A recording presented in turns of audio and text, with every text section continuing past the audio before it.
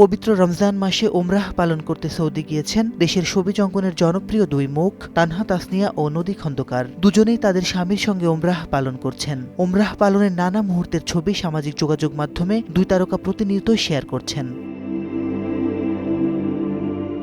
চিত্রনায়িকা তানহা তাসনিয়ার স্বামী চলচ্চিত্র প্রযোজক জাহিদ হাসান অভি বিমানের ভেতরের একটি ছবি প্রকাশ করে অভি লিখেছেন, আলহামদুলিল্লাহ, জীবনের এক বিশেষ সফর। আমি ও তানহা পবিত্র উমরাহ করতে যাচ্ছি, সবার দোয়া কামনা করছি। পোস্টটি প্রকাশের পর ভক্ত অনুরাগীদের শুভেচ্ছা বার্তায় ভরে উঠেছে মন্তব্যের ঘর।